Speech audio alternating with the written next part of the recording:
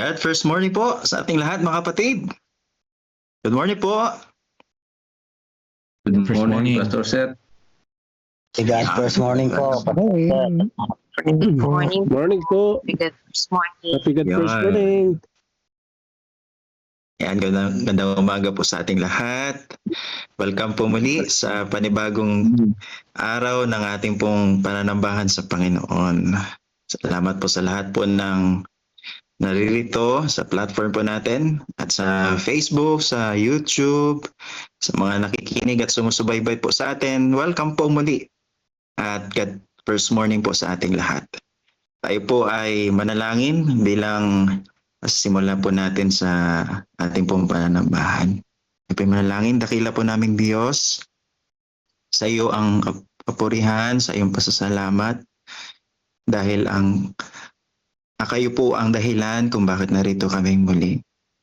Kayo po ang dahilan kung bakit kami ay kayang-kayang ngumiti at mayroon pong saya. Kahit marami mga pagsubok dahil kayo ang Diyos na napakabuti. Dapat po kayo ng aming pong pagtitipon na ito.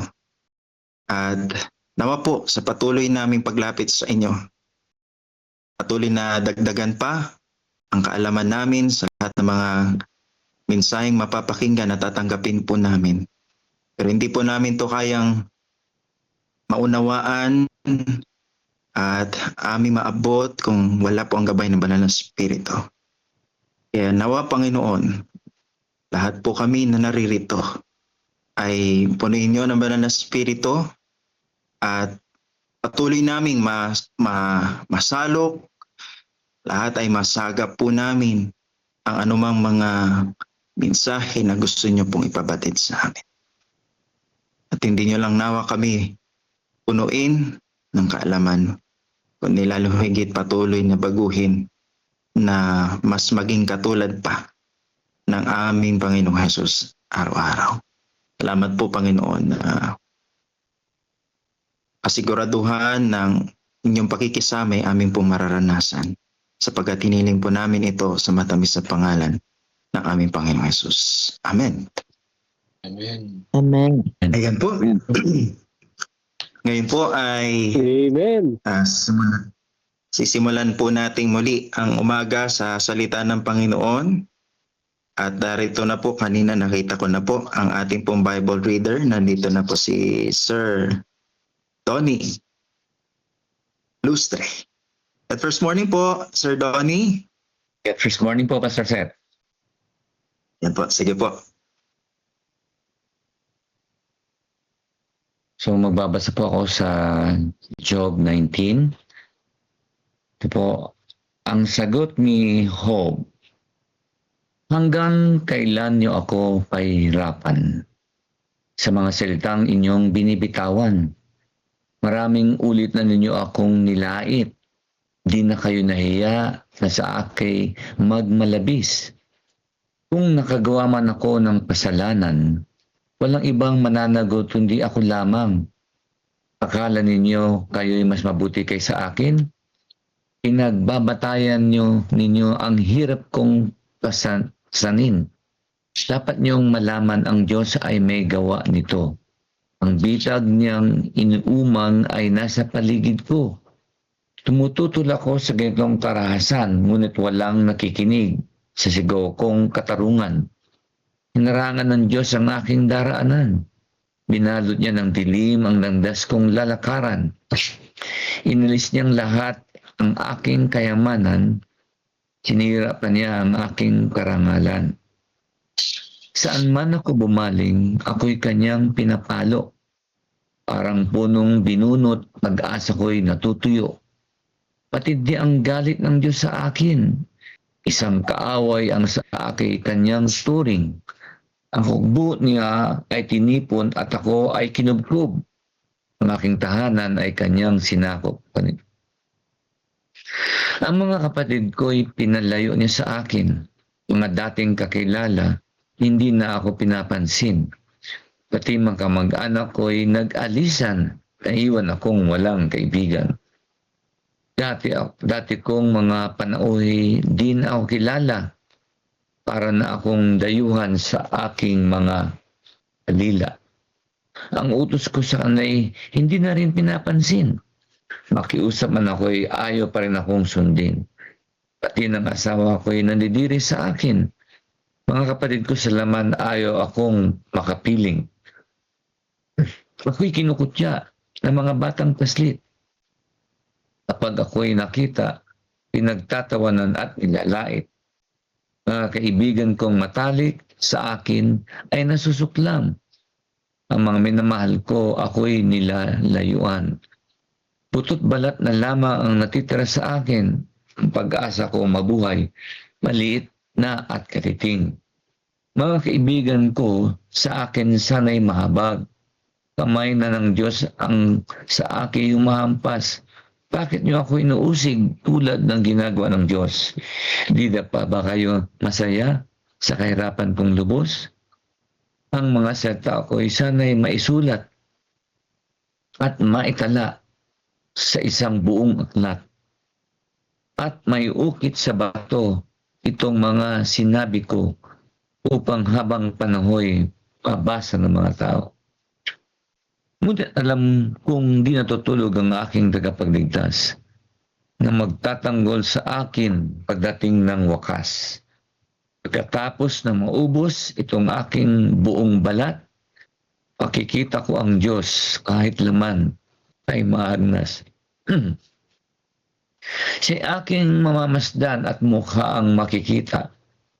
Siya'y makikilala nitong aking mga mata.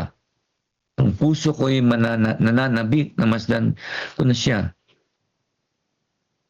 Ako'y ay patuloy niyong usigin pagkat iniisip niyong ang sala nga ay sa akin.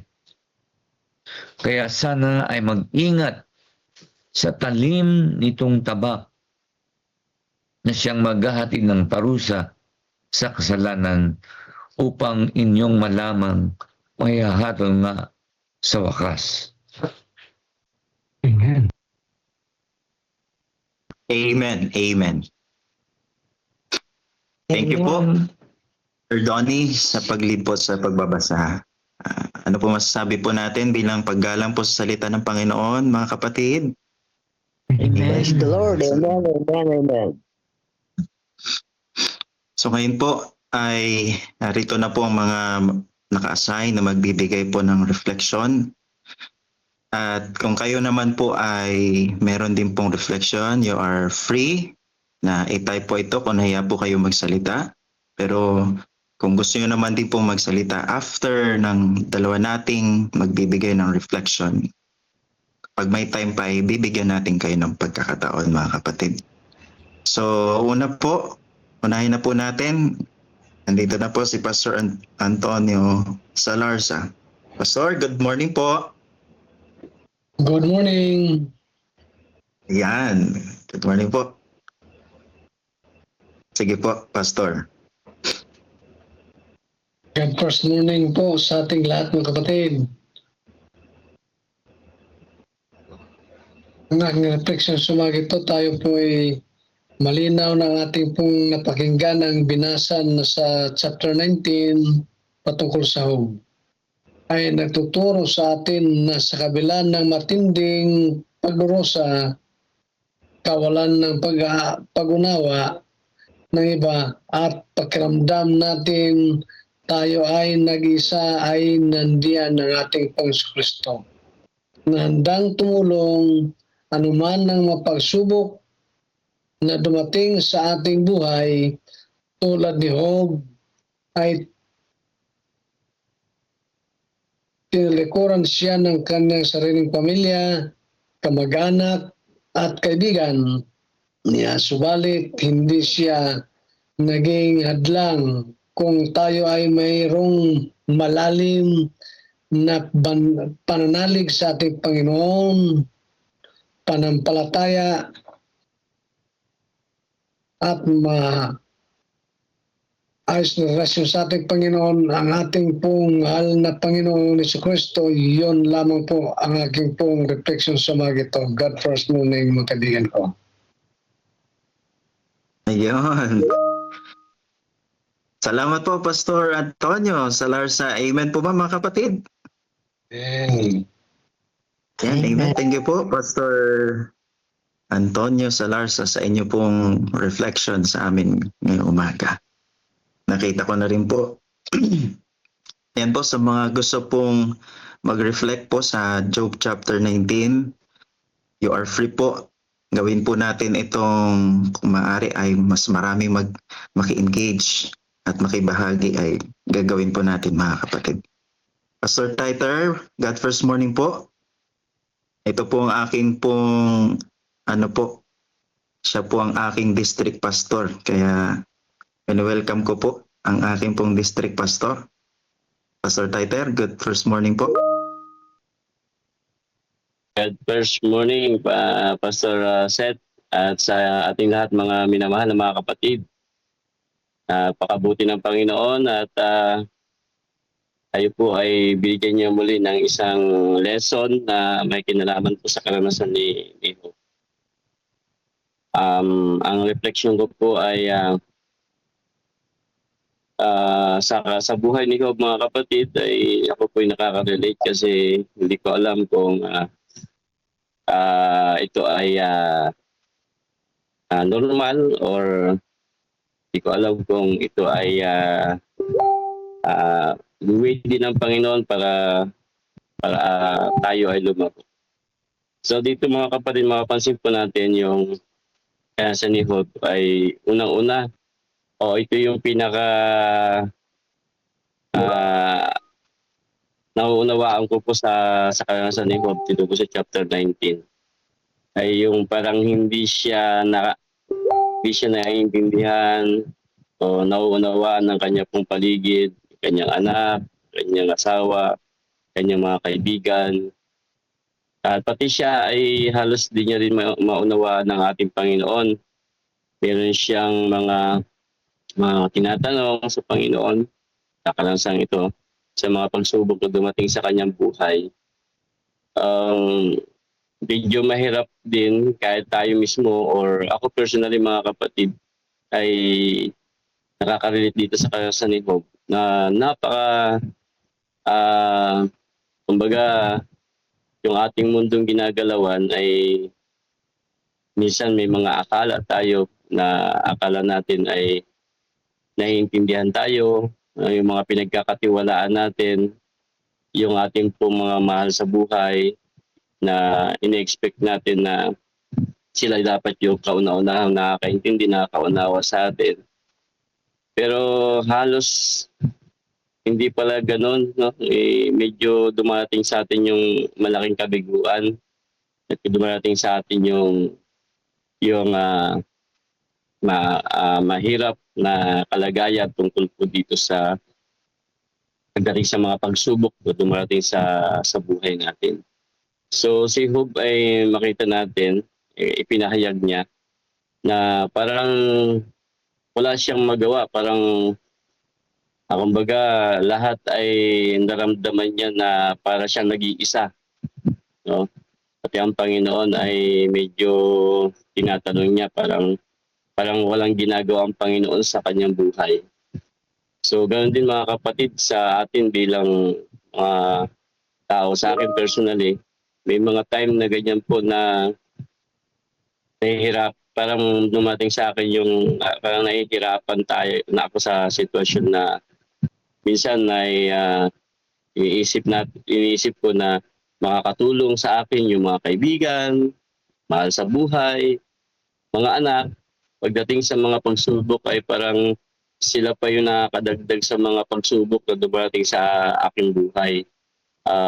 Ini-expect ko na sila ay magiging maayos at na yung aking mga pinagdadaanan ay salit na sila ay sumuporta, minsan ay hindi mo maramdaman, hindi mo madama yung kanilang suporta. Parang pinababayaan ka pa nila. So mahirap naman magsalita, mahirap naman na mag-demand, mahirap naman na pilitin sila na unawain yung kalagayan ko. So pero kagandahan ng mga kapatid kay Hope ay Bagaman ganun ang sitwasyon, ang sabi niya doon sa talatang ano yan, talatang 25 hanggang 27, kung babasahin po natin doon. Ang sabi niya po ay ganito, sabi niya, sapagkat nalaman ko na ang aking manunubos ay buhay at sa huli ay tatayo siya sa ibabaw ng lupa. Ibig sabihin ay bagaman ganun ang kalagayan ni Job, hindi niya inalis sa kanyang isipan na ang Panginoon ay lagi niyang kasama. Hindi niya inisip na ang Panginoon ay malayo sa kanya, bagamat may mga tanong siya. Pero dito ay na parang sinasabi niya na bagamat ganon, may mga bagay na hindi siya naiintindihan, pero naniniwala siya at nananampalataya siya na ang Panginoon ay nandiyan at handang tumulong sa kanya, sa kanyang kalagayan. Kaya isa sa mga way na naisip ko na pagkaganitong sitwasyon ni Job, habang aking po pinakikinggan, habang binabasa ko po ito, ay isa sa mga way, kahit ano mangyari sa buhay natin, kahit ano mangyari sa buhay ko, ay sa Panginoon pa rin ako magtitiwala. Katulad ni Job, hindi niya inalis yung kagandahang loob ng ating Panginoon. Bagaman may mga tanong, bagaman minsan parang gusto nating sisihin ng Panginoon, bagaman gusto natin minsan na parang kumbaga ay isumbat sa Panginoon yung mga ginagawa natin na kabutihan, tapos sa kabila ng mga pagsubok parang ang layo-layo niya, ay andun pa rin mga kapatid na kailangan pa rin po natin magtiwala, kailangan pa rin po natin manalangin, kailangan pa rin natin isipin yung mga kabutihan ng Panginoon na ginawa niya sa atin sa mga nakaraan para tayo po ay makasurvive doon sa mga pagsubok na dumating sa atin. Katulad ni Job, mga kapatid, hindi niya kinalimutan yung kabutihan na ginawa sa kanya ng Panginoon. Kaya yun ang naging inspirasyon niya, pagamat magkamisan naman niya na parang ang layo-layo ng Panginoon sa kanya sa mga pagsubok na ito. Pero nagtiwala pa rin po, mga kapatid, ang ating Panginoon. So, yan po mga kapatid ang aking reflection. So, God first morning po sa ating lahat. Amen. Amen. Amen. So, mga kapatid, we have enough time sa mga gusto pong magsalita po, no? Sa mga gusto rin po mag-share ng kanila pong reflection from our Bible reading, ay pwede po tayong magtaas ng kamay para ma-recognize po kayo kung gusto niyo po magsalita. Pero bago po tayo magbigay ng pagkakataon sa mga gusto po magsalita, ay nais ko pong basahin ang mga reflection po dito sa ating pong chat box. So unahin ko na po ang mga masusugit, masisipag na pumipindot po rito sa ating pong platform. Mula po kay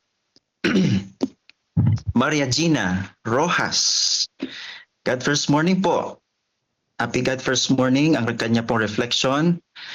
Ang kabanatang ito ay paalala na may mga panahon na tila iniwan tayo ng lahat. Ngunit ang tunay na pag-asa ay nasa Diyos. Ang pananampalataya ay sinusubok hindi sa panahon ng kasaganaan, kundi sa gitna ng kawalan at sakit. Ang panaghoy ni Job ay larawan ng ating sariling mga tanong kapag dumadaan sa matinding pagsubok. Ayan. Thank you po kay Maria Gina Rojas sa kanya pong reflection sa umaga pong ito. At galing naman po kay Brother Sunny Talusan, sa Job 19 ay pinakikita sa atin na ang Diyos ang ating pag-asa. Kahit minsan ay hindi natin naunawaan ang kanyang mga plano. Yeah. Maaring makakaranas tayo ay nag-iisa, o kaya ay hindi natin naiintindihan ang mga bagay sa ating buhay, o kaya ay nahuhusgahan tayo ng mga tao. Ngunit kailanman hindi nawawala ang presensya ng Diyos sa ating buhay. Yes. At nakikita niya at alam niya ang ating mga pinagdaraanan. Kaya dapat ay huwag tayong mawala ng pag-asa kapag hindi tayo naunawaan ng iba. Sa halip ay patuloy tayong lumapit at magtiwala sa ating Panginoon at panatiliin natin ang ating pananampalataya sa gitna ng mga pagsubok sa ating buhay, sapagkat si Kristo ang ating manunubos at buhay na pag-asa. Yan. At may pahabol pa po siya rito, sabi niya, ang ating pagkakilanlan, mga kapatid, ay hindi nakabatay sa ating mga problema, kundi sa ating relasyon kay Kristo. Ayan. Amen po. Mula po ito kay Brother Sunny Talusan. Salamat po sa inyo pong refleksyon. At ang panghuli po dito ay mula po kay Sister Tess. Ang sabi po niya, ang aral natin sa umagang ito ay maaring i-relate sa mga awit 37 verses 39 to 40. Ngunit ang kaligtasan ng matuwid ay sa Panginoon. Siya'y ang kanilang kuta sa panahon ng kabagabagan at sila'y tinutulungan ng Panginoon at sinasagip sila. Sinasagip niya sila sa masama at inililigtas sila sapagkat sila'y nagsipagkanlong sa Kanya. Amen. Amen po. Salamat sa inyo pong reflection, Sister Tess. So sa mga oras na ito mga kapatid, meron po bang nais pa na gusto pong magbigay ng kanila pong reflection mula po sa ating pong binasa? We have enough time para po tayo ay makapagbigay po ng reflection po natin mga kapatid. Anyone po? Pwede po. Pwede po. Sino po? Sir. Sige po. Sino po yan? You are recognized po. Maganda po yung mga reflection ng ating mga kapatid, lalo na ng Ay, ating bro. pastor. Brother Sunny pa. Sige po. Yung binasa mo na mga reflection ng ating mga kapatid, no? Na maraming bagay na nangyayari sa ating buhay ngayon na parang hindi natin maintindihan, na magkaminsan ito ang nagiging dahilan para yung ating mga kapatid sa pananampalataya ay minsan ay nanlalamig o nawawala sa pananampalataya dahil parang pakiramdam nila ay iniwanan na sila ng Diyos, no? Pero ang maganda po rito, sabi ni Job doon sa 25, sabi nga kanina ni Brother Talusa, alam natin na yung ating Diyos ay buhay, no? At ang maganda rito, sabi niya, itong ating pagbabasan to, makikita natin dito. Sabi rito, yung tabak, matakot kayo sa tabak, sapagkat ang puot ang nagdadala ng mga parusa ng tabak, upang inyong malaman na may paghuhukom. So, alam po natin mga kapatid na yung tabak, sabi niya, yung salita ng Diyos, no? Ito yung hahatol doon sa ating mga nararanasan ngayon at kung ano yung magiging reaksyon natin. Tayo ba'y lalapit lalo sa Panginoon o lalayo? Huwag po natin kalilimutan mga kapatid na yung mga salitang ito rin yung hahatol sa atin. So nakita natin dito sa kay Job na kahit yung matwid hindi ligtas sa mga pagsubok, no? Sa mga kasakitan. Na hindi na, kung maranasan man natin ito, alam na natin, no? Na kung inaabot man natin to, alam natin na may kaaway na gumagawa nito. Ina-allowed ng Diyos, tinitingnan kung tayo ay hanggang saan. Sa kasaganaan lang ba tayo, kaya tayo nananatili sa Panginoon? At kung tayo ay naghihirap o maraming problema, wala na tayo sa Panginoon. So, yung Diyos ang nakakaalam. No? Kaya nga sabi rito, alam ko na ang aking manunubos ay nabubuhay. At sa bandang huli, sa wakas, siya ay tatayo sa lupa. At siya rin ang hahatol.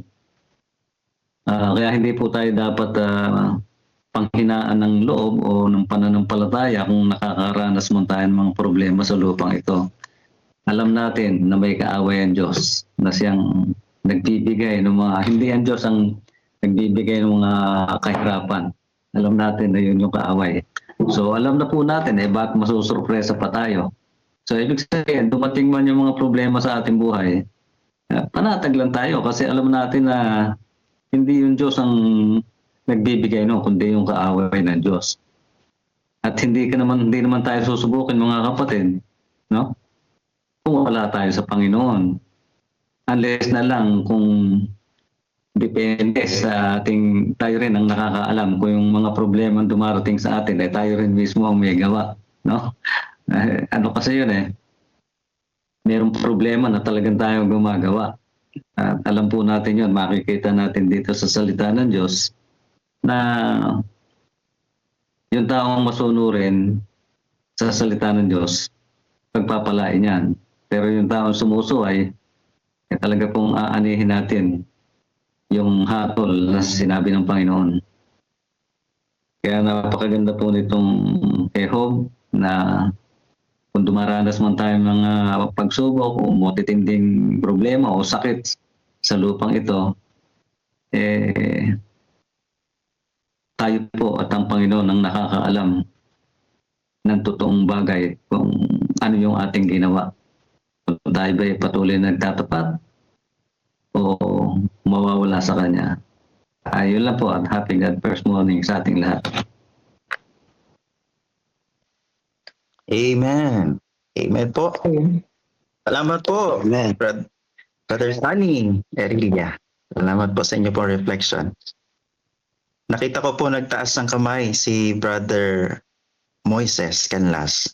Brother Moises, God first morning po. Bago po kayo mag-reflect, ay nais ko munang basahin po itong pahabol po rito po sa ating pong group chat. Mula po kay Brother Ryan Anda. Sabi po niya rito, maaring iwan tayo ng tao, ngunit hindi tayo dapat bumitiw sa Diyos. Naranasan ni Job na layuan ng mga kaibigan at maging mga malalapit sa Kanya. Sa ating panahon, maaari ring maranasan ang pagtaksil, paglayo ng kaibigan o kakulangan ng suporta mula sa pamilya. Ngunit ang Diyos ay nananatiling tapat. Amen. Thank you po sa reflection mula kay Brother Ryan Anda. At ngayon po, ibigay natin ang pagkakataon kay Elder Moises Canlas sa kanya pong reflection. Sige po, take it away po. Pwede po bang hindi na ako mag-camera? As ganun po ba? Mas mainam po sanang makita natin ang yung magwapong mukha. Para pasensya Pero na po po. kung ano po, sige po. Happy God first Sige po. morning po mga kapatid. Pasensya na po. Hindi po muna ako magpapakita. Alam niyo mga kapatid ay talagang hindi biro yung karanasan ni Job. Talagang na-inspired po ako talaga sa kanya. Alam niyo marami rin akong mga karanasan na kilalang mga kilalang tao, mga mananampalataya na dumanas ng katulad ng kay Job at talagang hindi nila matiis, lalo na yung mga cancer patient. Meron pa nga po akong kakilala ang sabi niya kung pwede lang isang laki sa tanas yung aking kaluluwa para mabawasan yung sakit na nararamdaman ko. Ganun daw po pala talaga katindi ang sakit, ang kirot ng cancer. Kaya nga, mga kapatid, yung inspirasyon kay Job na ito, kay Job, ang sabi niya putot balat na lang siya Ang sabi, iniwan siya lahat ng kaibigan, ng mga mahal sa buhay. Pero yung pag-asa sa kay pananampalataya, yun ang kanyang pinanghawakan. Napakatindi ng kanyang panghahawak doon. Itaga mo sa bato, parang ganun. No? Hindi mo marinig sa kanya na wala na, ayoko nang mabuhay, na hindi ko nakikilalanin ng Diyos. Hindi dumating sa punto sa kanyang buhay yon. Talagang yung pag-asa at pananampalataya, siya talaga ay nakaangkla. At yun ay isang inspirasyon kung dumating man sa atin mga kapatid ang mga pagsubok na ito. May kirot man, may sakit, pero tumatagpo tayo na mag-iangkla natin yung ating pananampalataya at pag-asa sapagkat ang sabi ron, tatayo ang ating tagapagligtas sa bandang huli. God first morning po sa lahat. Amen. Amen po. Amen. Thank you po. Meron pa po ba? Bibigyan natin po ng pagkakataon. Kahit isa po na magre-reflect kung meron pa pong isa. Pastor Seth, good morning po. Ayun po. Sige po. Brother Romel, you're recognized po. Sige po. Ayan, tunay po na kay buti ulit ng Panginoon mga kapatid ngayong umaga. Medyo nagluluko yung aking cellphone na. Okay po ba, Pastor, yung aking boses? Malinaw, Yes po. Brother Ruel. Malinaw po, malinaw. Salamat po. Purihin ang Diyos mga kapatid sa umagang ito na nakatagpo na naman tayo ng mga magagandang pag-asa mula sa mga talata nating binasa mga kapatid. At kahapon, napakaganda po ng ating mga pinag-aralan, yung buhay ni Bildad mga kapatid, na isang kaibigan ni Job. Ito naman po ay talagang makikita natin kung paano po naniniwala si Job sa ating Panginoon ngayong umaga naman. Kasi po nakita natin dito sa ating binasa na si Job ay, sabi nga niya, ay talagang lahat ay sinabi ni Job sa Panginoon ng kanyang nararamdaman ngayong umaga. At dito sa ating pong binasa, nakita ko mga kapatid na ang sabi nga kanina ni Brother Moises Canlas na si Job ay putot balat na lang mga kapatid.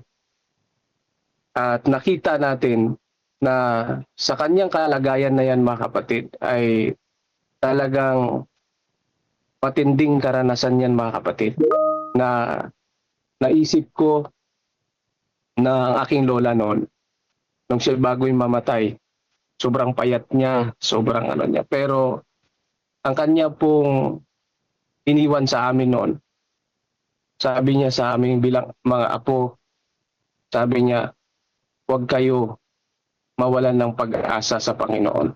Lagi kayong manalangin, lagi kayong humingi sa Kanya ng tulong. Yun yung hindi ko makalimutan sa aking lola noon nung siya'y buhay pa. Siya mga kapatid ay hindi isang Adventist, pero nakita ko sa kanya yung totoo niyang relasyon sa Panginoon. Kaya ngayong umaga, napagtanto ko rin dito yung buhay ni Job sa buhay ng aking lola, na minsan pala maging mabuti tayong apo sa ating lola at sa ating mga nakakatanda. Bakit po mga kapatid? Yung mga iniiwan nila na mga pananalita bilang mga apo ay makukuha natin ang aral doon mga kapatid. Tulad ni Job nga ay makita natin na sa kabila man ng kahirapan, sa kabila man ng anumang mga iba't ibang pagsubok, nanatili silang mayroong relasyon sa Diyos na maganda. Yun yung una ko pong nakita. Pero makita natin sa buhay ni Job, kaiba. Bakit? Mayroon siya mga kapatid na mayroon siyang karanasan talaga na sobrang sakit mga kapatid, masasabi natin.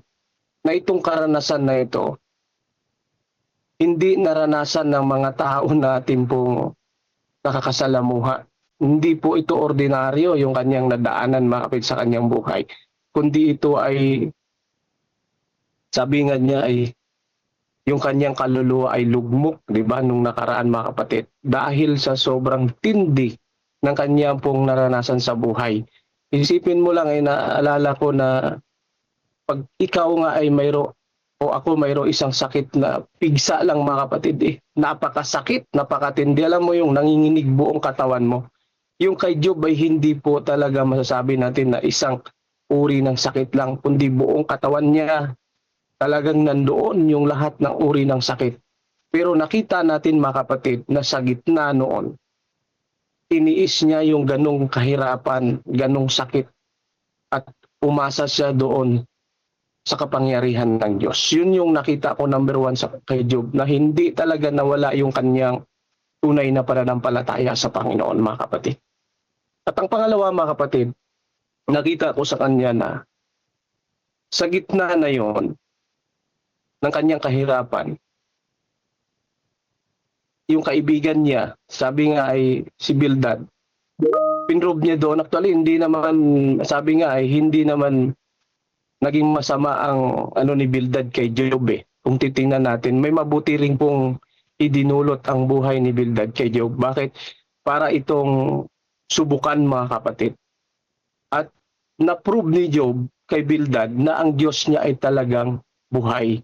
At mayroon siyang totoong kakampi sa gitna ng kanyang matinding pagsubok. Kaya sa atin din pong buhay, mga kapatid, minsan dumadanas din po tayo ng ganitong kaisipan na pag nakaranas tayo ng pagsubok po, ang akala natin, hindi na tayo kinakampihan ng ating kaibigan, hindi na tayo kinakampihan ng ating mga kapamilya, kasi po, dahil sa matinding pagsubok, parang sinasabi nila, yan kasi, alam mo yun mga kapatid, yung mga word na yan, yan yung mga word na minsan, instead na makakuha tayo ng lakas doon sa kabila ng mga pagsubok natin, ay nakakaisip din po tayo ng mga negative or mga kahinaan.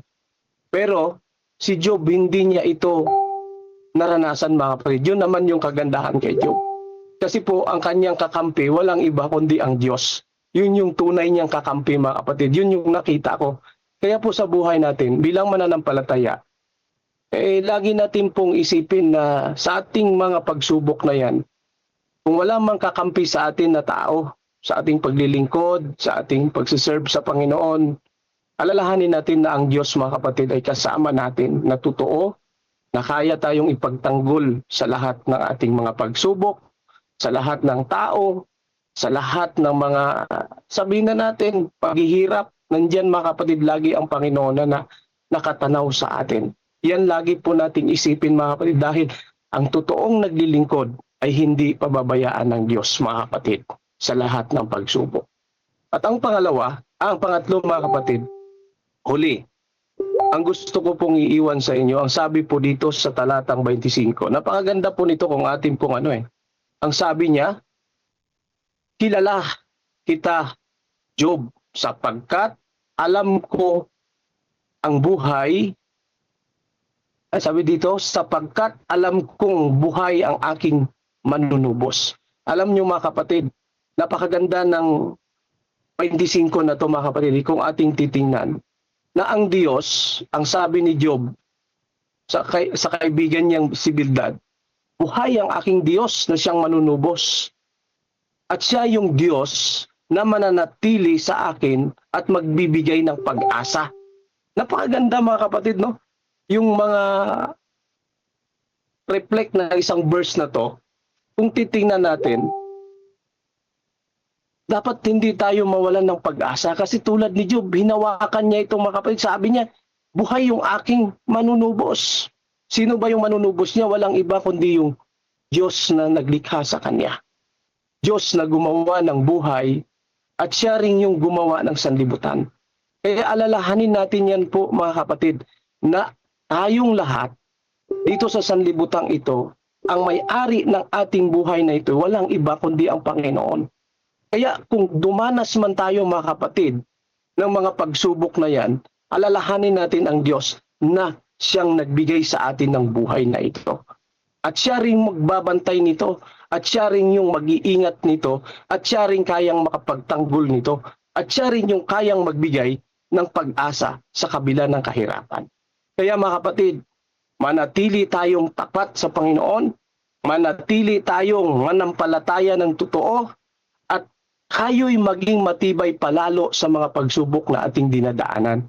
Kasi po pag tayo po ay manghina, tayo po ay magbago, tayo po ay tumalikod, mga kapatid, sayang po yung ating pinagpaguran ng how many years na dumaan sa ating buhay. Isipin nyo yun mga kapatid, tayo ay naglilingkod sa Panginoon. Ako from 2011 hanggang ngayon, magsi-16 years na ako mga kapatid sa pananampalataya. Tapos dumating ang panahon na ako'y susubukin. Bigla na lang ako tatalikod at sabihin ko, Panginoon, hindi ko na kaya yung aking mga dinanas na ito. Hindi mo ako sinamahan. Maaari na sabihin natin yan mga kapatid, kapag hindi tayo tumingin mismo sa ating Diyos na buhay, na siyang kayang magligtas sa atin. Kaya sa umagang ito, paalala at dapat maging tugon natin mga kapatid. Sabihin natin, Panginoon, handa ako na sumunod sa inyong kalooban. At aking itong itinatagubilin ang aking buhay, saan man ako ninyo madatnan. Ako'y mananatiling tapat at mananatiling akong totoo sa inyong harapan. Mga kapatid, happy God first morning and God bless po sa ating lahat. Amen. Amen. Amen. Amen. Thank you po. Brother Romel, bago po mag-pray po si Sir Donnie, nais ko pong basahin ang mga reflection pa po rito from Jonathan Maglonso. Sabi po niya, happy God first morning. Job 19 sa chapter pong ito, sinasabi ang pinakamahalagang aral at paalala sa atin, kahit hindi natin naunawaan ang dahilan ng ating pagdurusa, patuloy tayo magtiwala sa Diyos at ang ugnayan natin hindi laging nakabatay sa mga magandang sitwasyon. Huwag makinig sa paratang ng mga tao kung alam natin na wala tayong ginagawang masama. God first morning. Thank you po. Amen. At ganun po, pahabol din po ni Pastor Titer, sabi pa niya rito, isa rin po sa nais ng Diyos sa chapter na ito, na sa kabila ng mga pagsubok, marahil gusto ng Diyos na siya lang ang ating kakampi at sa Kanya lang tayo magtiwala. Nakakatulong naman ang mga anak, asawa, kamag-anak at mga kaibigan natin, mahal natin silang lahat, pero sa kabila ng mga pagsubok, hindi natin sila maasahan. Maliban lamang nakilusin sila ng Diyos para tulungan tayo. Pero ang Diyos lang ang makakatulong talaga sa atin. Magtiwala lang po tayo sa Diyos. Amen po. Thank you po sa mga nag-reflect po sa atin. At tatapusin po natin ito sa panalangin with Sir Donnie Lostre. Sige po, tayo'y manalangin. Sige po, tayo. Dakilang Diyos, napakabuti niyo po at kaya tuloy po namin kayong pinupurihan. Muli, ipinahayag niyo po, Panginoon, sa pamagitan ng inyong mga salita, ang kadakilangan ng inyong pag-ibig. Ito ay pinakita, Panginoon, sa halimbawa ng buhay ni Job. Marami sa amin, Panginoon, ang nakaka-relate sa kanyang kalagayan. Dumaranas ng maraming mga pagsubok, pagtalikod ng mga kaibigan, ng mga mahal sa buhay. Kaya aking inilalapit, Panginoon, na tulungan po ang bawat isa na tuloy na manalig sa inyo, na tanggapin ang katotohanan na kailanman ay hindi kayo magpapabaya, na gagawin nyo ang pinakamabuti sa bawat isa. May mga dahilan kung bakit dumaranas kami ng pagsubok at mga kahirapan. Unang-una dito, Panginoon, upang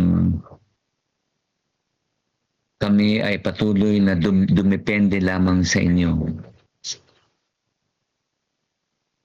Kaya tulungan ang bawat isa na mga hawak sa inyong pag-ibig, manabik sa inyong pagdating, patuloy na maranasan ang buhay na nais nyo sa amin, itong buhay ng life in full, na kung saan ito ay nakakatang sa aming Panginoong Hesukristo. Habang nararanas namin ito, Panginoon, sa kabila ng mga kabagabagan, mga pagsubok at paghihirap, tulungan kami, Panginoon, na may bahagi namin doon sa aming kapwa, na wala naman kaming pagkakaiba sa kanila. Tanging ang pananalig namin sa inyo, O Diyos, ang siyang makita po nila na sa kabila ng kanilang nararanasan ay magkaroon din po sila ng pag-asa. Maraming salamat, O Diyos, sa inyong pong pag-ibig, sa inyong pakikisama, sa kapahingahan na inyong binigay sa aming pagtulog, sa pagbabantay habang kami natutulog, muling pagising na may lakas, may pag-asa, patuloy na maranasan ng inyong pagkalinga. Ito po aming dalangin sa pangalan ni Jesus. Amen. Amen. Amen. Amen. Amen. Amen po, amen. Amen.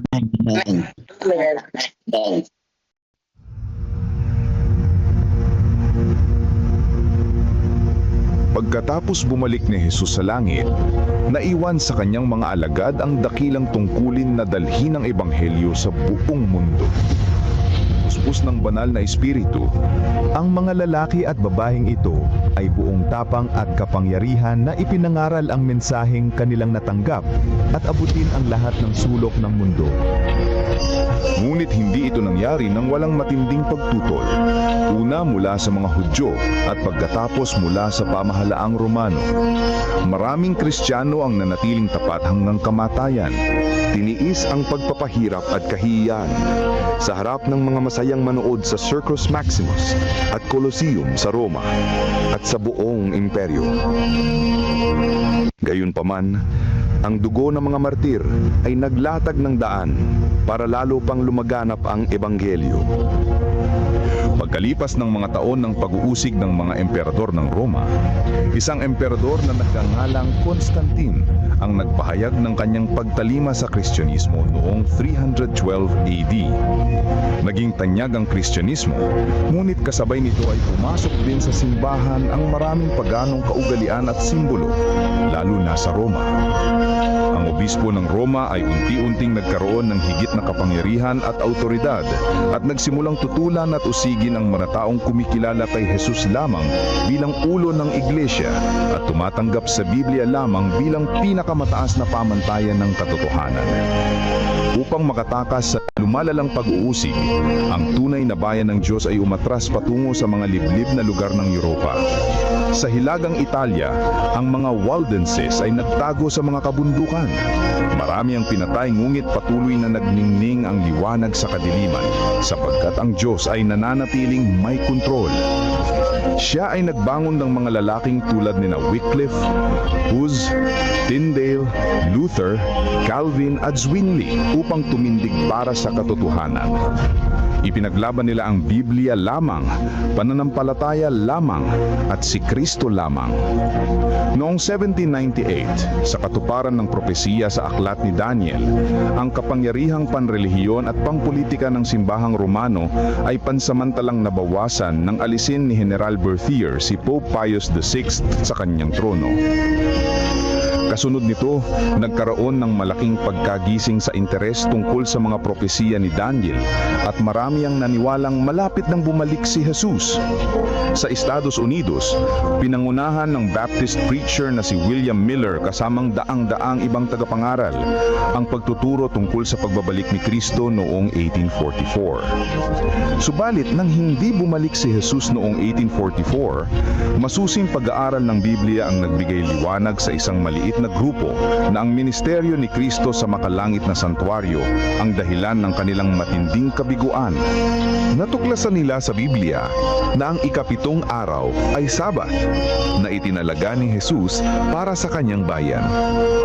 Unti-unti nilang naunawaan na ang kanilang misyon ay ipangaral ang mensahe ng tatlong anghel sa Apokalipsis 14. Bilang mga Seventh-day Adventist, ang layunin nila ay ipangaral ng may kapangyarihan ang walang hanggang ebanghelyo at ihanda ang mundo sa pagbabalik ni Kristo.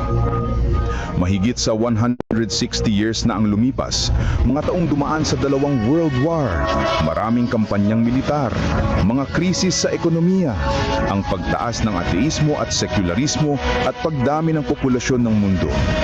Dumami rin ang mga natural na kalamidad na pabalik-balik at lumalala.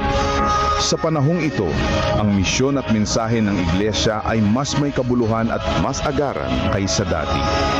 Si Jesus ay malapit nang dumating at ang mundo ay dapat na maihanda.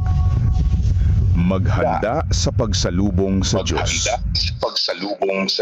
Amen. Amen. Ngayon po, ibigay natin ang pagkakataon kay Ma'am Myrna Kagbay sa pag-lead po sa ating pong devotional na Jesus Wins. Ma'am, good morning po. Good morning po. Good morning po. Okay, ngayon po ay ang sabi po ang title po ay ang kanyang apila. So, appeal. At sabi po sa Mateo 21:31, katotohanang sinasabi ko sa inyo, ang mga maniningil ng buwis at ang mga masamang babae ay nauuna sa inyo sa pagpasok sa kaharian ng Diyos. May mga tunay na tagasunod ni Jesus sa mga hindi inaasahang lugar.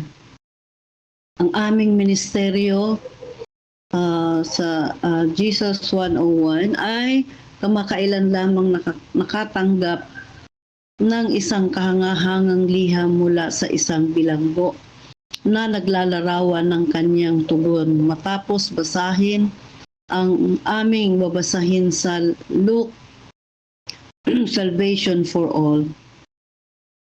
Kahit na nakakulong ako, isinulat niya ang aking kaluluwa na pinalaya. Tinapos niya ang kanyang liham sa isang masiglang wuho. Habang binabasa ko ito, naisip ko na ang ilang tao sa bilangguan ay nakakaramdam ng kalayaan, habang ang iba sa mga upuan ng simbahan ay maaring talagang nakararamdam ng pagkakulong. Ibang kabalintunaan, hindi ba? Ang Mateo 21:31 ay isa sa mga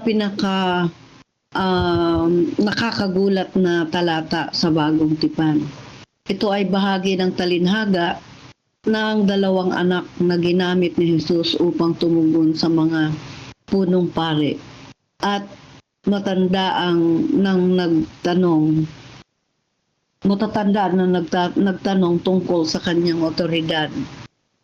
So, kung mababasa natin ang Mateo 21:23, sa talinhaga, isang tao ang humiling sa kanyang dalawang anak na pumunta at magtrabaho sa ubasan.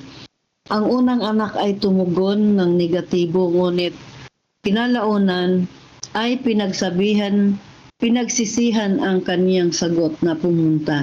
Sa talatang 29, ang pangalawang anak ay tumugon ng positibo, ngunit kalaunan ay nagbago ang isip at hindi pumunta. Yun po ay talatang 30. Tinanong ni Jesus sila, alin sa dalawa ang gumawa ng kalooban ng kanyang ama? At sumagot sila, ang una, sa talatang 31, ibinigay ni Jesus ang nakakagulat na interpretasyon. Katotohanang sinasabi ko sa inyo, ang mga maniningil ng buwis at ang masamang babae ay nauuna sa inyo sa kaharian ng Diyos. Ang mga hindi inaasahang tao ay naniwala, ngunit ang mga punong pari at matatanda ay hindi. Ang mga maniningil ng buwis at mga patutot na kinamumuhian ng mga leader ng relihiyon ay papasok sa kaharian bago ang mga pari at matatanda na sumusunod sa batas at nagtataguyod ng Sabat. Ang mga nagtataglay ng relihiyosong lahi at angkan ay nasa panganib na hindi makasama sa kaharian. sa pinakaliteral na kahulugan, ang mga huli ay nauuna at ang mga una ay nahuhuli. Ang apila ni Jesus ay para sa bawat isa sa atin. Maging tayo man ay nag-iisip na tayo ay relihiyoso o hindi, o mga hindi inaasahang tagasunod. Sa mga ebanghelyo, ang mga relihiyosong tao ay palaging nasa pinakamalubhang panganib dahil hindi nila nakikilala ang kanilang pangangailangan.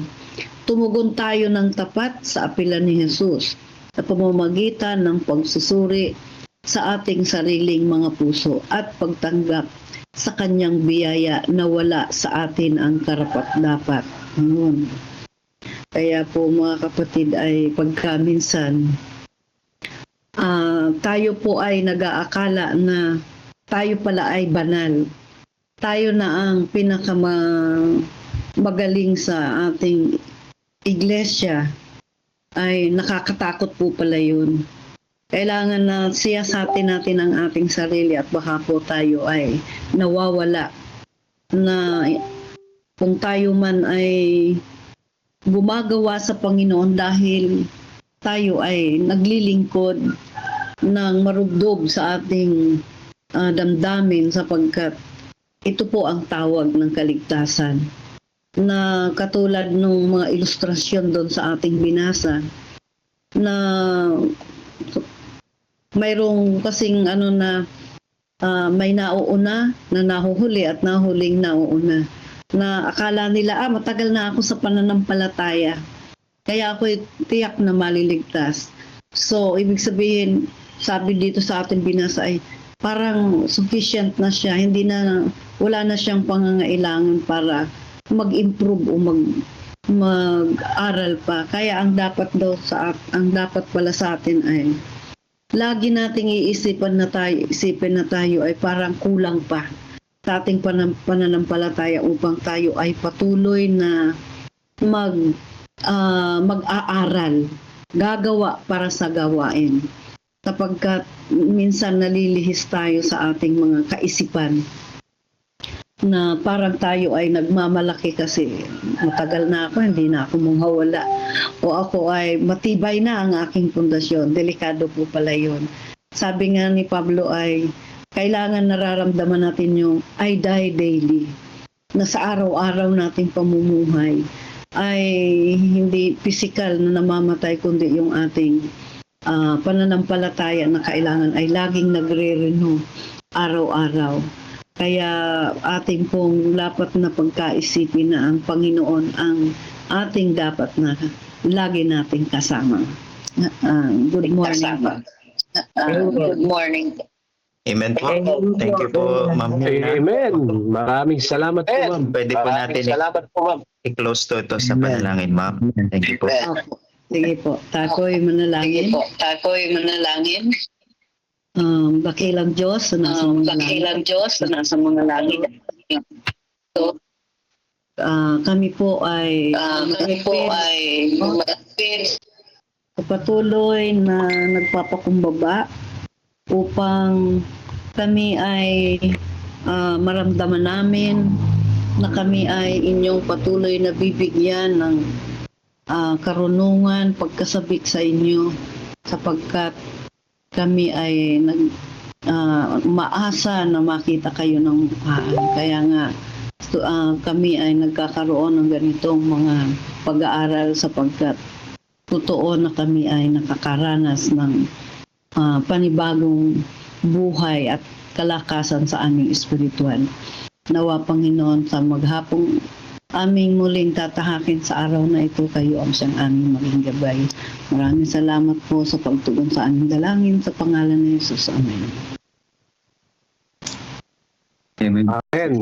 Amen. Amen.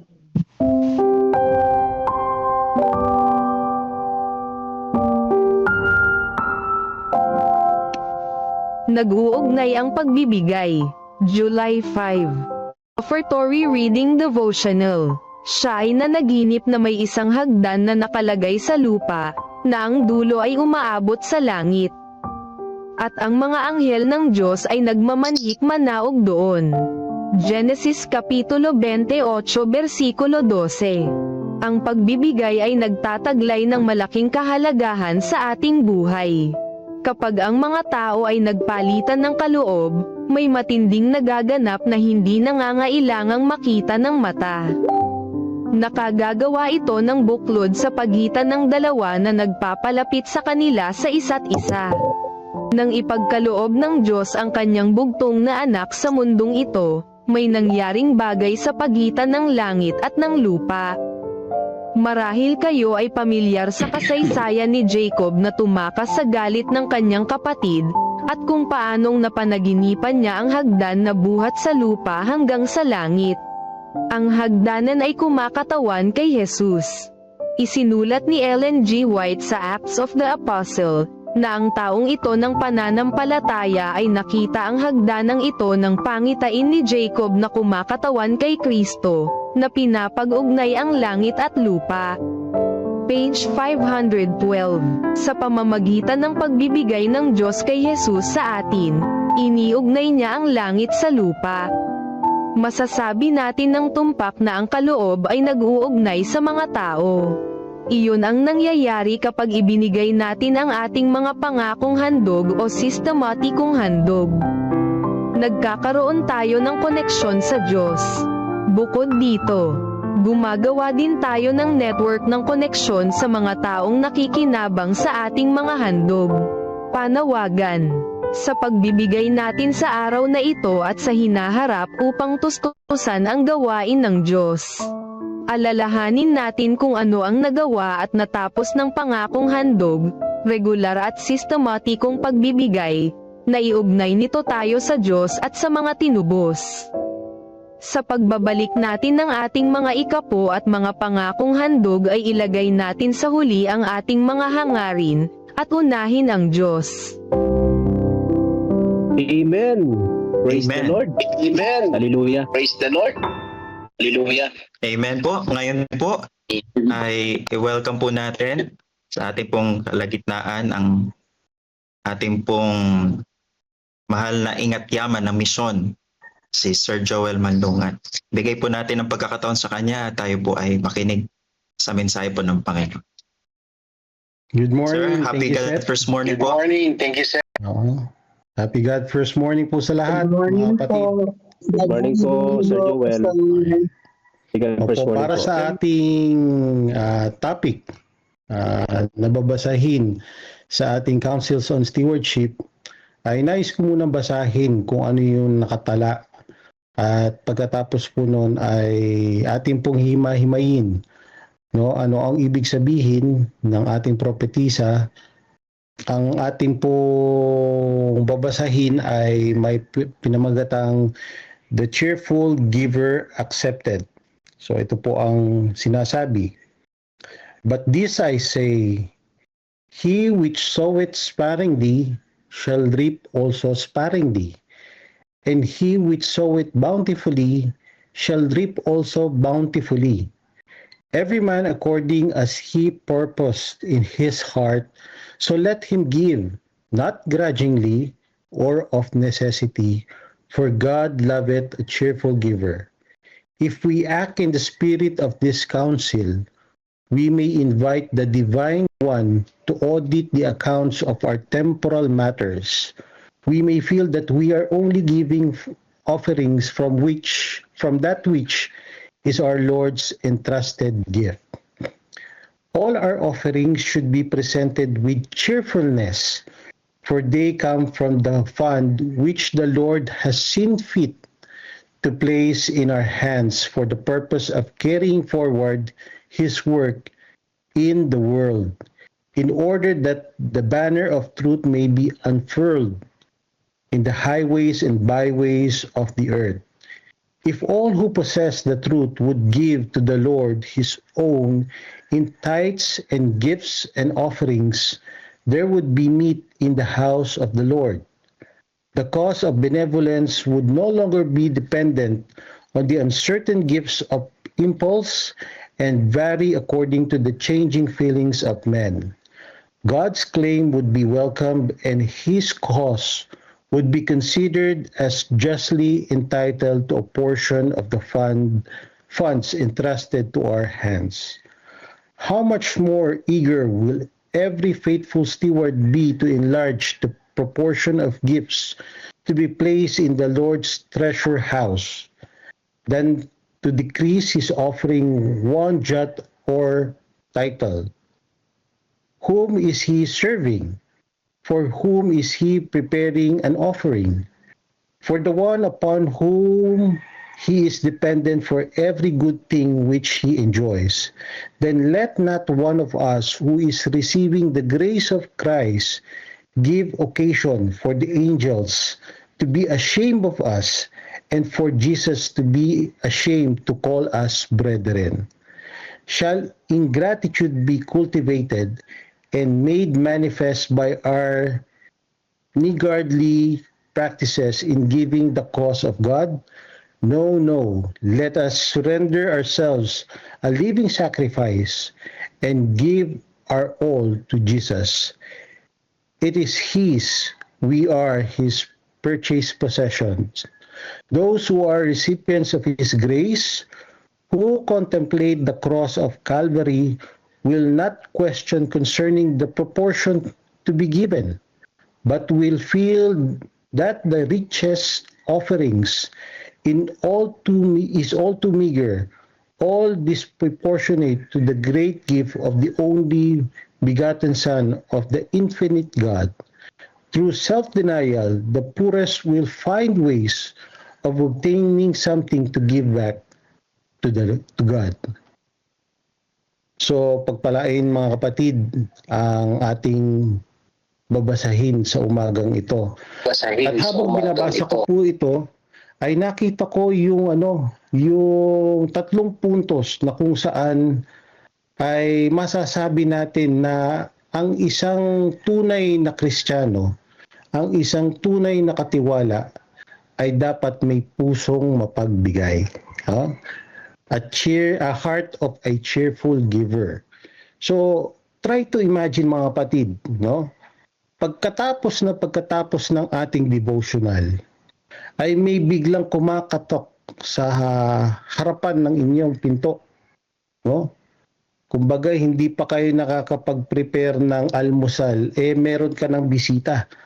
At yung bisitang yon, napag-alaman mo, ay isang government auditor, no? Pwede nating sabihin taga-BIR. At ang kanyang layunin sa pagkatok sa iyong pinto ay para reviewin, i-audit ang lahat ng resibo, lahat ng mga ginastos mo, at lahat ng sentimo na pinasok sa iyong buhay. Kung titingnan natin, for most people, mga kapatid, kapag yung salitang audit ay medyo nakaka-nervyos, no? Minsan kakabahan ka. And yet, kung titignan natin doon sa binasa po natin, no, may magandang statement doon. Ang sabi, if we act in the spirit of cheerful giving, no? Pag tayo daw ay very cheerful sa pagbibigay, ang sabi dito, we may confidently invite the Divine One to audit the accounts of our temporal matters. Ibig sabihin, no, meron isang parang profound privilege sa buhay natin na pwede natin ibuksan yung sabihin natin libro ng ating buhay, no, ng ating lahat ng ginastos sa harap ng Panginoon. Bakit? Kasi we are completely free of fear. Dahil ang alam natin, lahat ng ating finances, no, lahat ng ating tinanggap na blessing ay perfectly aligned sa will ng ating Panginoon. Kaya, as we go along our topic this morning, no, nais ko pong i-point out yung tatlong deep truths on how God's grace completely transforms our perspective in giving. Kung re-reviewin natin mga kapatid, yung unang section na binasa po natin, pwede nating sabihin, it kung bibigyan natin ng title, no? So, sabi dito, it is a channel, not a reservoir. Ano ang ibig sabihin nun? Ang unang challenge daw before us, for us to understand ang ibig sabihin nito, ang sabi, the text reminds us that our offerings come from, doon sa binasa natin, the fund which the Lord has seen fit to place in our hands. So, lahat ng ating tinatanggap sa ating finances, ito ay nakikita ng Diyos na, sabi dito, seen fit. Nakikita niya na ito yung blessing na pinagkaloob niya sa ating mga kamay. In other words, we are not the owners. We are merely stewards. Gaya ng, just to give you an illustration mga kapatid, meron dalawang klase ng bodies of water. Ang isa ay stagnant reservoir, or ibig sabihin parang imbakan ng tubig na hindi gumagalaw, hindi nagpo-flow. At yung isa naman ay isang body of water na patuloy na gumagalaw, katulad ng streams o river. Laging laging gumagalaw, no? Ano ang ibig sabihin nito mga kapatid? Yung isa, dahil nakatambak lang, sooner or later ito ay magkakaputik, magkakadumi, at kung hindi mapapalitan, mapapanis yung tubig. Pero kung titignan mo yung isa, na patuloy na nare-replenish yung tubig, patuloy gumagalaw, mas maganda yung kanyang tubig, mas fresh, mas malamig, at mas magandang tignan, at hindi siya babaho, no? Ano ang ibig sabihin nun mga kapatid? Gaya ng dalawang tubig na to, mayroon tendency sa ating buhay na maging stagnant water tayo.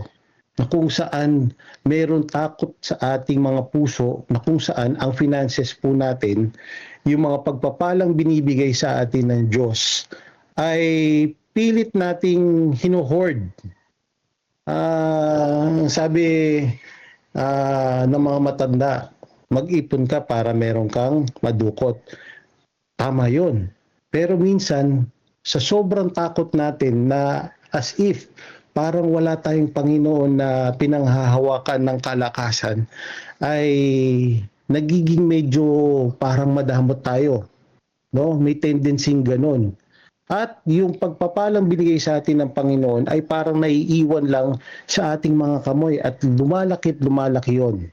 Pero ang sabi dito, no, yung pagpapalang binigay ng Diyos dapat parang magiging isang river, no? Magfo-flow siya. Hindi lamang maiiwan sa ating mga kamay, bagkus ito ay dadaan sa ating mga kamay dahil ginamit tayo ng Panginoon hindi para pagpalain lamang, ngunit maging channel ng pagpapala sa iba, no? Ang sabi dito, too many of us live our lives like a stagnant reservoir. We let fear dictate our finances, no? Kaya may tendency na i-hoard po natin yung blessing na binigay sa atin. But spiritually, our hearts become stagnant. God calls us to be streams, no? His blessing enter our lives so that they can pass through us to bless others. When we open our hands to give, we aren't losing anything. We are keeping the channel open for heaven to pour out even more. Kaya nga ang isang pangako ng ating Panginoon sa Malakay, no? Subukan niyo ako mga kapatid, sabi niya, subukan niyo ako dahil ibibigay ko yung pagpapalang hindi magkakasya, aapaw. Mga kapatid, umapaw na ba ang pagpapalang binigay sa inyo ng Panginoon?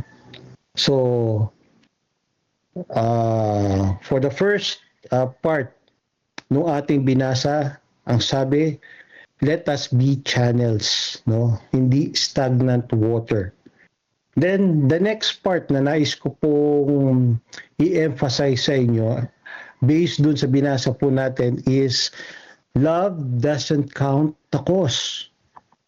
Ano ibig sabihin nito, Brother Joel? Ito yung the spirit of giving. Sabi dito, the passage points out that if God's people gave faithfully and systematically, the work of the gospel would no longer be dependent on the uncertain gifts of impulse, yung bigla-bigla, pabugso-bugsong pagbibigay, or the fluctuating emotions of human beings. Ang sabi dito, kadalasan kapag ang pagbibigay natin ay hinaluan natin ng emosyon, kung kailan lang tayo parang nakarinig ng mga mapagdamdamin na mga storya, kadalasan dun lang tayo parang nagbibigay ng may halaga. Or we give out of cold sense of obligation, no? Parang ginagawa nating ang pagbibigay natin, kailangan yun ang hinihingi. So parang walang pagmamahal ang pagbibigay. Just to illustrate mga kapatid, imagine nyo na meron isang tatay, no? Pagod na pagod sa kanyang trabaho, mabigat ang kanyang naging trabaho. At nung kanyang pag-uwi, pagbukas niya ng pinto, masayang-masaya yung anak niya na na tatakbo sa kanya at may dala-dalang isang shoebox, no? Yung box ng sapatos. At matutuwa ka dahil may isang gift wrap na sabihin natin hindi maganda yung pagkagawa ng bata. At nung binuksan ng ama yun, sabi niya, nakita niya doon na may 3 candy, merong picture na drawing yung anak ng pamilya nila, at meron doon na 50 pesos na galing sa baon ng kanyang tatay, no? At ang sasabihin ng anak, "Tay, happy birthday." Alam niyo po, kung titingnan natin yung ibinigay ng bata, commercially parang walang halaga yung binigay niya. Maaaring sabihin natin yung 50 pesos, hindi naman makakabayad to ng kuryente, hindi naman makakabayad to ng mga gastusin sa bahay. And yet, alam niyo, yung ama, yung tatay, ay ganun na lamang katindi yung kanyang kagalakan at niyakap niya na mabuti yung kanyang anak. Bakit?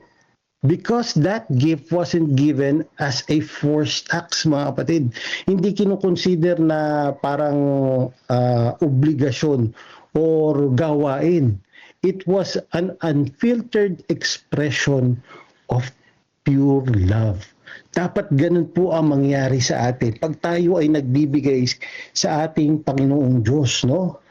Bagamat ito ay maliliit sa mata ng Panginoon sa mga bagay na kinakailangan, pero pag ito ay binigay natin na merong kaakibat na pagmamahal, ang Panginoon magiging tuwang-tuwa siya sa ibinigay nating regalo sa Kanya. Sana ito yung maging karanasan natin sa tuwing tayo ay nagbibigay. Tandaan po natin, no? How God views our our offerings and gifts, He doesn't need our money. Maaari niyang gamitin ang kanyang kapangyarihan upang tapusin yung gawain natin dito. Ngunit binigyan tayo ng pagkakataon ng Panginoon upang makisangkot, magkaroon ng part doon sa malaking gawain niya. Tandaan po natin, ang first principle ng stewardship, God owns everything. Ang sabi dito, what He searches for is the heart of a cheerful giver. When we give with joy, pag tayo ay nagbigay sa pamamagitan ng katuwaan, we are telling Him, Lord, Ama, minamahal kita. And this offering is a token of my relationship with you. Let us stop treating our gifts like taxes, no? Na parang obligatory, and start treating it like a love letter sa ating Panginoon. And last part, mga kapatid, no? Dun sa final section na sinulat ni Ellen White, meron siyang sinabi doon, ang sabi, those who are recipients of His grace, who contemplate the cross of Calvary, will not question concerning the proportion to be given. No? Hindi daw tayo magtatanong, magkano po ang bibigay natin? When we look at our bills, no? Yung ating babayarin, sometimes our calculations is always based on scarcity. Laging kulang, hindi sapat. But when we look at the cross sa ating Panginoon, no, sa pagkukwenta natin, our math of our lives completely change. Ano ang ibig ko sabihin? Just to give you an illustration, mga kapatid, think of the compass at the cross. For centuries, ang ating mga navigators o mga kapitan sa barko ay mahalaga sa kanila yung North Star, no? Nung wala pang GPS, pag sila ay binagyo o kaya sabihin natin na wala, naligaw doon sa dagat, ang lagi nilang titingnan yung North Star. Kung titingnan natin, pag malalaki yung mga alon, no, as if parang higante yung mga kumahampas sa buhay mo, kadalasan sa takot napaparalyze tayo, hindi tayo makagalaw.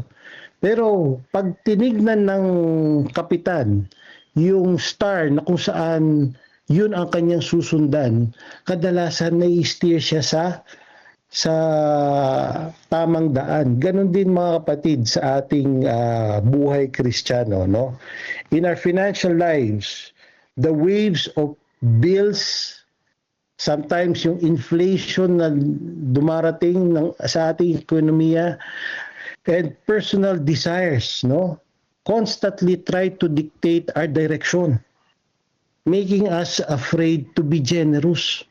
Alam nyo, yung pag nakita nyo yung sweldo nyo, parating pa lang, kukumpara nyo doon sa mga gagastusin nyo, parang wala na kagad, hindi nyo pa natatanggap.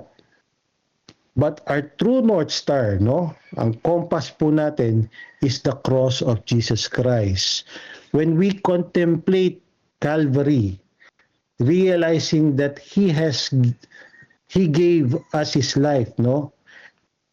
Yung kanyang dugo, ibinigay niya sa atin just to save us, no? Sabi dito, yung ating human sacrifice, yung pinakamalaking pwede nating ibigay sa kanya, ay nakikita natin kung ito ay kapalit yung buhay niya, parang napakaliit lang pala nang pwede natin i-compute or i-contribute kung titingnan natin kung gaano kalaki o halaga yung buhay na binigay ng Panginoon. At the foot of the cross, self-denial ceases to be a burden and becomes a magnificent privilege. That is why even the poorest, sabi dito, yung pinaka-last statement, no, yung pinaka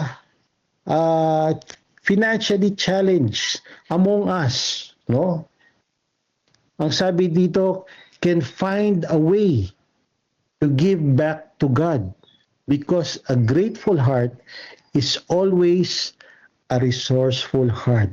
At meron pong pangako ang Panginoon na hindi niya pinapabayaan ang kanyang mga anak. Kaya nga, in conclusion, mga kapatid, sa umagang to, let us be a living sacrifice. No? Let us not give angels cause to be ashamed of our selfishness. Let us not allow the banner of truth to falter because we held back what belongs to God. Sa araw na ito, mga kapatid, atin pong ipangako sa ating mga sarili na we will be a living sacrifice para sa ating Panginoon. Let us return His tithes with unwavering integrity and present our offerings with radical joy. Let us be cheerful always. And starting today, when we look in our income or sa ating mga wallet, sana magkaroon tayo ng prayer na sasabihin natin, Lord, ito po ay para sa iyo. Ito po ay galing sa iyo. At ako ay iyong steward. Use it to build your kingdom. No? And may God find, lalo-lalo na dito sa ating community, sa God First Morning, na lahat po tayo magiging cheerful givers whose hearts and offering are fully accepted in His sight. Again, magandang umaga po sa inyong lahat at pagpalain po kayo ng ating Panginoon. Amen. Amen. Amen. Praise the Lord po. Salamat. Amen po, Sir Joel. Mensahe po sa atin ngayong umaga. Praise the Lord. At sa pagkakataon po pong ito, tayo po ay dadako na sa pananalangin. Tayo po ipangunahan ni na Pastor Antonio Salarza sa Adoration and Confession. At sa atin naman pong Thanksgiving and Supplication ay pangunahan po ni Pastor Titer Munding. Pastor Antonio, nandyan po ba? Nandyan pa po? Pastor Titer? Okay. Tayo manalangin. Ano muna, Pastor? Ay po yung makikinig mo ng music, tapos after po ng 1 minute, ay kayo na po ang mananalangin. Sige po.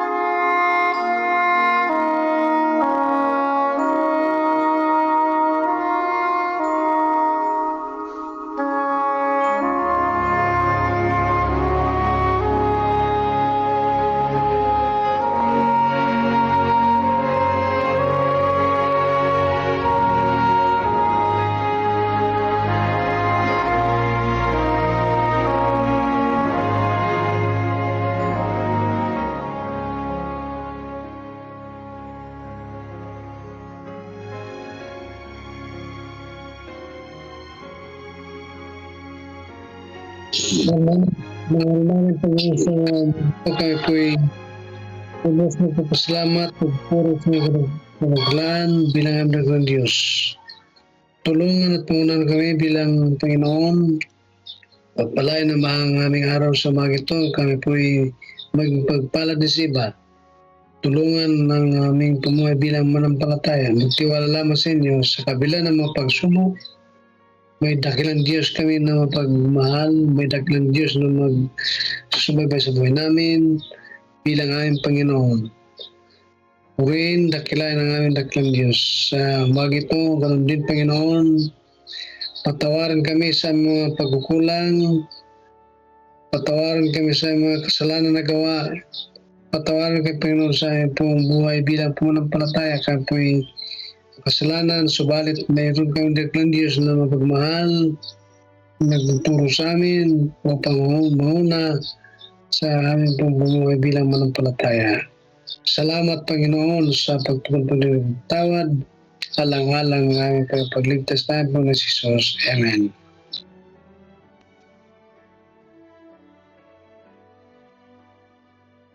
Dakila po namin Diyos na makapangyarihan sa lahat. Sa umagang ito, patuloy po kaming nagpapasalamat sa inyo, sa inyong kabutihan, kadakilaan, sa inyong pagliligtas sa amin sa mapahamak na sanlibutan ito. Panginoon, nagpapasalamat kami sa inyo pong kagandahang loob sa inyong masaganang biyaya, awa at habag na patuloy na nagbibigay sa amin ng karapatan upang kami makalapit sa inyo.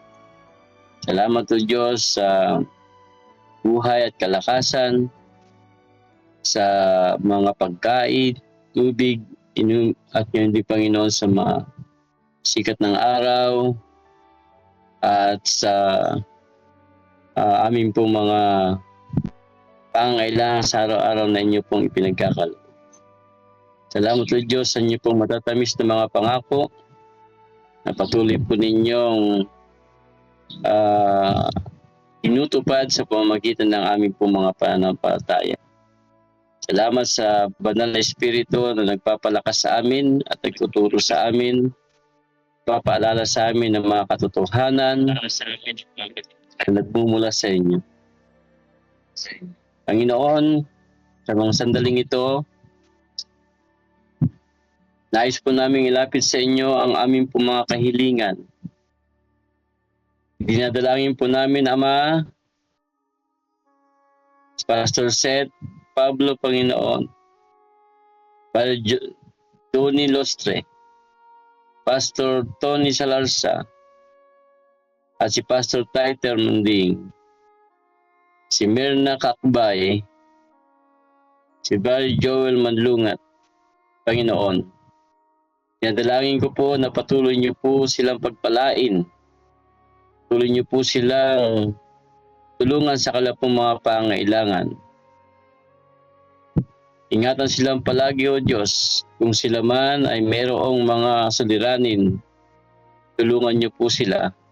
Kung sila man, Panginoon, ay mayroong mga karamdaman, pagalingin niyo po sila, mahal na Diyos.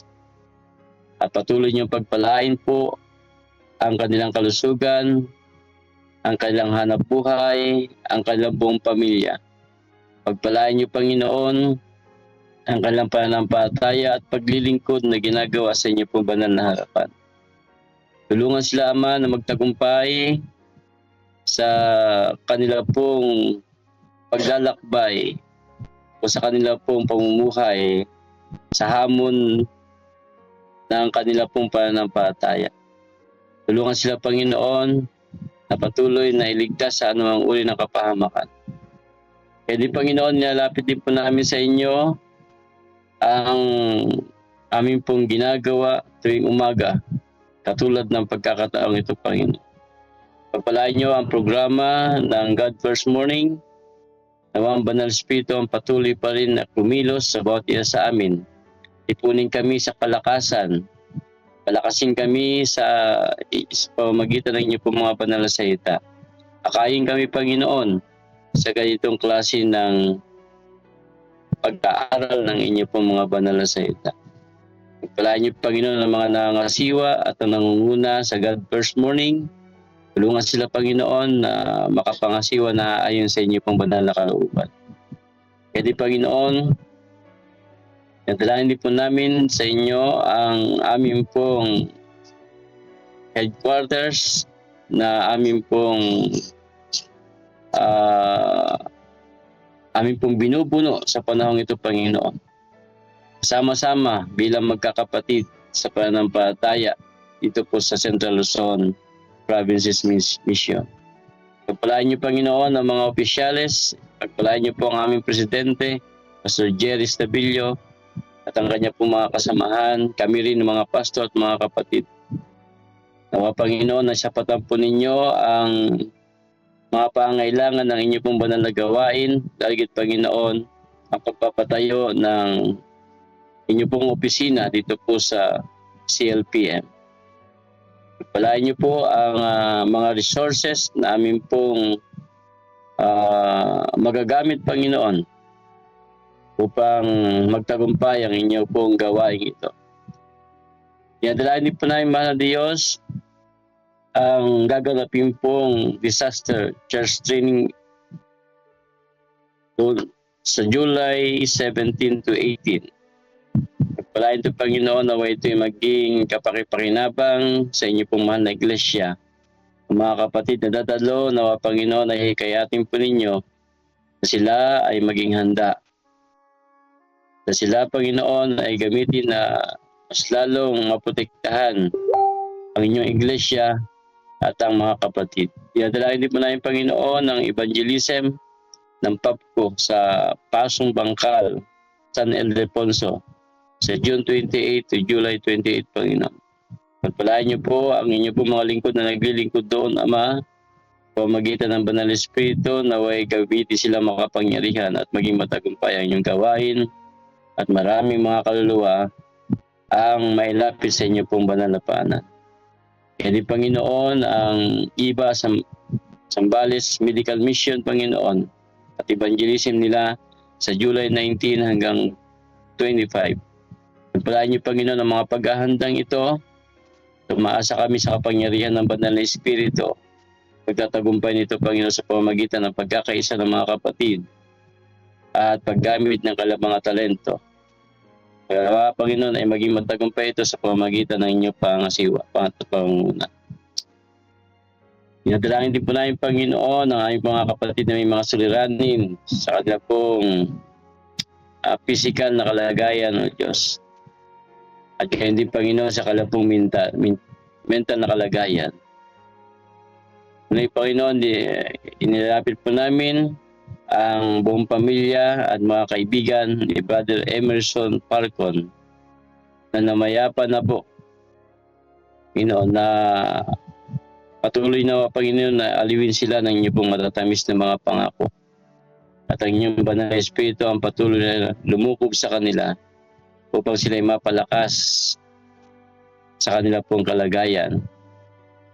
Palain niyo po sila, O Diyos, ang kanilang kalusugan at ang kanilang pananampalataya sa inyo. Ito yung Panginoon, ay po mga kaibigan, mga kapatid, na meron din suliranin sa kanila pong physical na kalagayan, O Diyos.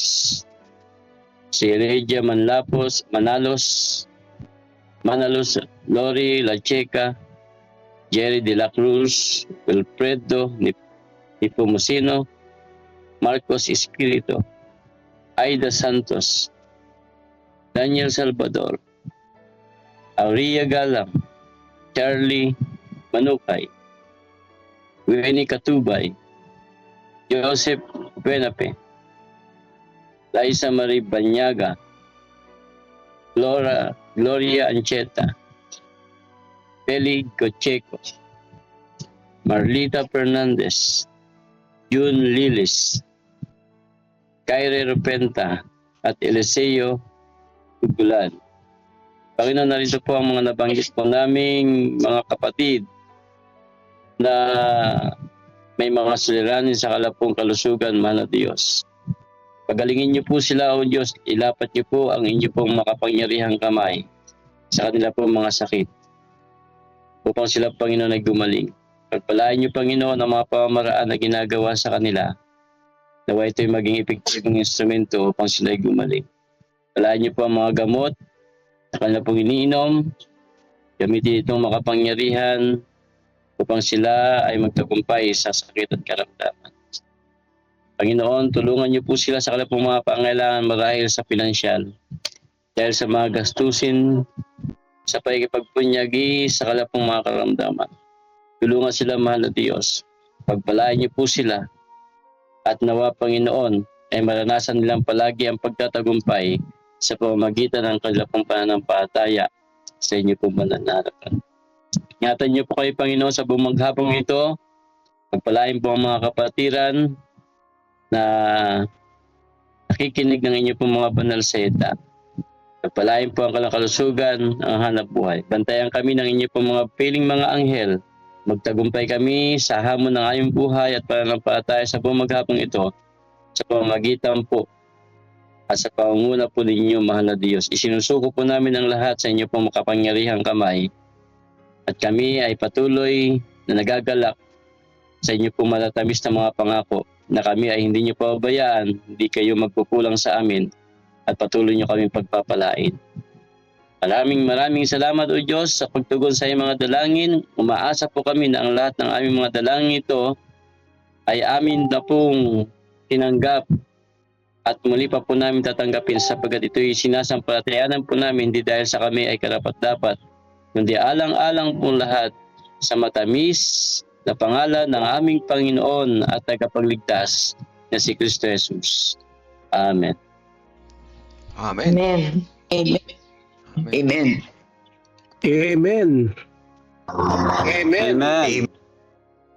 Vision statement. Make disciples of Jesus Christ who live as loving witnesses and proclaim to all people the everlasting gospel of the three angels' messages in preparation for his soon return. Our method, guided by the Bible and the Holy Spirit, central to our mission, pursue initiation through Christ-like living, communicating, discipling, and serving. Our vision,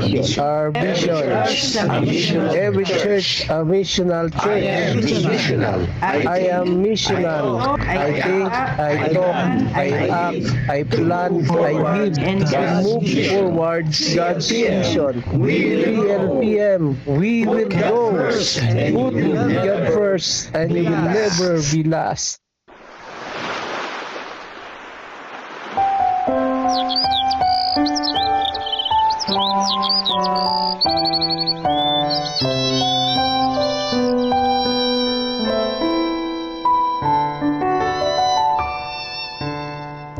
Kapag kay Kristo'y tayo'y magtatapat, sa lahat ng bagay ay magiging sapat. Sa bawat oras namang patnubay, tiyak na kakamtin walang hanggang buhay. Ang Diyos ay nangako sa mga taong tapat, sa lahat ng bagay ay magiging sapat. Atin siyang purihin sa lahat ng oras, awit ng pagluwalhati ating itaas.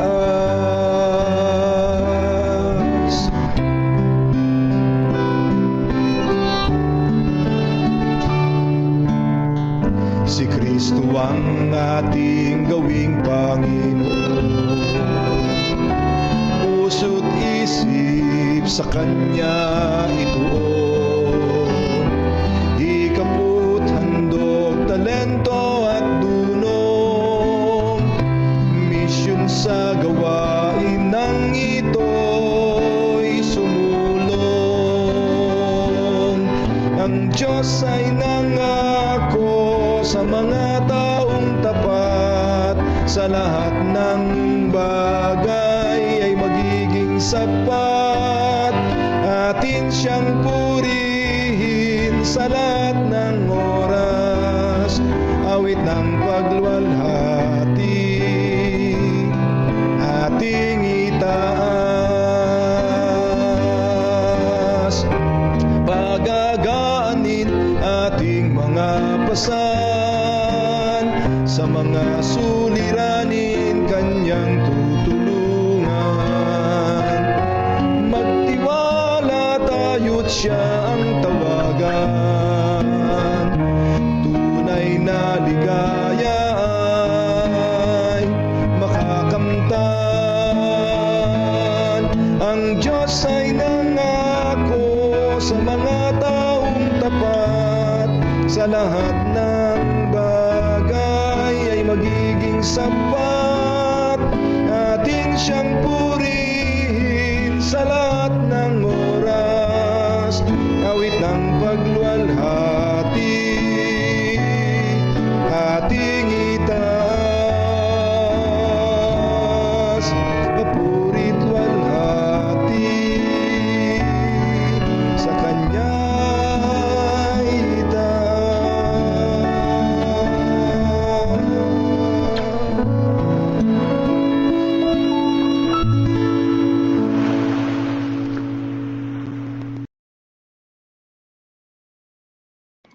Tayo po'y manalangin, mga kapatid. Ama naming Diyos na nasa mga langit, sa oras pong ito, Panginoon, Muli po kami nagpapasalamat sa panibagong araw na inyong binigay, sa panibagong pag-asa na aming mararanasan at sa panibagong paggawa na kami po ay patuloy na maglilingkod sa inyong gawain. Marami pong salamat, Panginoon. Aming pong pakiusap ay bigyan niyo po kami ng isang puso na masayahing magbigay, gaya ng aming nabasa sa umagang ito. Patuloy po naming maranasan, maramdaman ang inyong presensya sa aming buhay, sa aming paggawa, at maging maranasan namin po muli ang inyong pagpapala. At naway ang pagpapalang to ay hindi manatili sa aming mga kamay, bagkus ito po ay dadaloy sa aming mga kamay upang makaranas ng pagpapala rin ng iba mula sa inyo. Patawarin niyo po kami, Panginoon, sa lahat ng aming nagawang pagkakasala. Ito po ang samot hiling sa pangalan ni Jesus. Amen. Amen. Amen. Amen. Amen. Amen. Amen po. Morning po. Good morning. Salamat po sa lahat po ng naghahagi po sa Salamat po, atin. Sir Joel. Salamat po, Sir Joel, sa mensahe niyo sa ating umaga. Good morning po sa ating lahat. Ma'am Irma, Gala, Morning po. Sister Rita, Sister Thank you. Brother Sunny. Brother Sunny. Good morning po.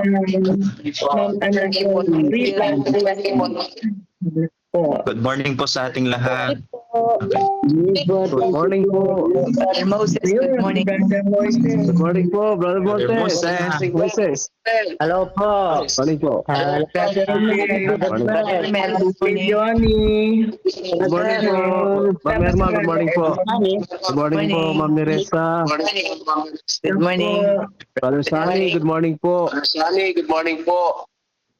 Mary. Morning.